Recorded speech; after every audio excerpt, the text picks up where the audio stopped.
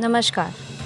आज दिनांक 24 अप्रैल को राष्ट्रकवि स्वर्गीय रामधारी सिंह दिनकर की पुण्यतिथि पर श्रम संसाधन एवं आईटी विभाग बिहार सरकार के माननीय मंत्री श्री जीवेश कुमार ने अपनी सरकारी आवास श्रद्धा सुमन अर्पित किया। उक्त अवसर पर माननीय मंत्री ने कहा, हम लोग महाकवि रामधारी सिंह दिनकर के लिखे काव्य संग्रह रश्मि रथी को पढ़ा करते थे, जिसमें कृष्ण की चेतावनी विशेष रूप से हमें प्रिय थे।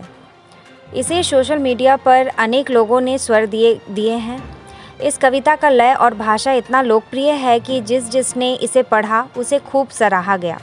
लोगों को जुबानी यह कविता याद है। रश्मि रथी के अलावा महाकवि ने रेणुका, हुंकार, उर्वशी, कुरुक्षेत्र, परशुराम की प्रतीक्षा जैसे संग्रहों के साथ साथ गद्य भी खूब लिखा। वे अपनी कविता में एक जगह लिखते हैं कि मर्त्य मानव की विजय का तूर्य हूँ मैं, उर्वशी अपने समय का सूर्य हूँ मैं। यह उनकी लिखी उन कालजयी पंक्तियों में से एक है जिसे लोग किसी मुहावरे की तरह प्रयोग करते हैं। यूँ तो कवि पुरूरवा के माध्यम से यह पंक्तियाँ कह रहे हैं, परंतु दिनकर शब्द का अर्थ भी सूर्य ही है। रामधारी सिंह दिनकर वाकई साहित्य के सूरज हैं, जिनकी रोशनी शब्दों के साथ लोगों के जीवन में रची बसी है। कितने ही स्थान हैं जहाँ महाकवि की पंक्तियाँ संसद से लेकर जन आंदोलन तक की आवाज़ बनी। माननीय मंत्री श्री जीवेश कुमार ने कहा कि जो जानकारी मुझे है, जेपी आंदोलन में रामधारी सिंह रचित सिंहासन खाली करो की जनता आती है खूब पढ़ा गया। सेना के संबोधित कर हमारे आदरणीय प्रधानमंत्री श्री नरेंद्र मोदी पढ़ते हैं कि कलम आज उनकी जय बोल, तो हम महामारी के समय टीकाकरण अभियान पर बात करते हुए वे याद करते हैं कि मानव जब जोर लगाता है पत्थर पानी बन जाता है। ऐसे अनेकों उदाहरण हैं जहां राष्ट्रकवि की पंक्तियों के साथ जन चेतना का जागृत करने का प्रयास किया जाता है।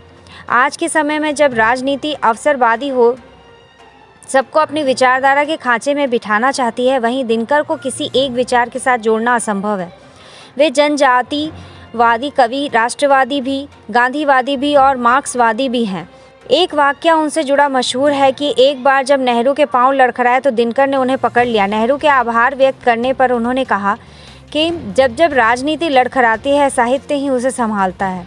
वास्तव में उनकी कथनी कहनी में अंतर न था। उनका व्यक्तित्व और कृतित्व ही है कि पटना स्टेशन पर उनकी जयंती के दिन उनके तस्वीर को दर्शाया गया। उनके गांव सिमरिया में स्टेशन की दीवारों पर उनकी लिखी पंक्तियां उकेरी गई हैं। इसी गांव सिमरिया में उनका जन्म 23 सितंबर 1908 को हुआ था और 24 अप्रैल 1978 को 65 की आयु में उनका निधन हो गया। 65 की उम्र में उनकी देह की थी, लेकिन कोई भी साहित्यकार भौतिक सीमाओं के पार भी इस संसार में मौजूद रहता है। उक्त अवसर पर श्री अजेंद्र शर्मा, श्री विद्याचल राय, विजय सिन्हा, श्री देवेंद्र झा, समाज सेवी श्री नागेंद्र झा, श्री सब्बू कुमार, श्री संदीप कुमार के अन्य साथ विद्वत जन और जनमान्य लोग उपस्थित रहे। धन्यवाद।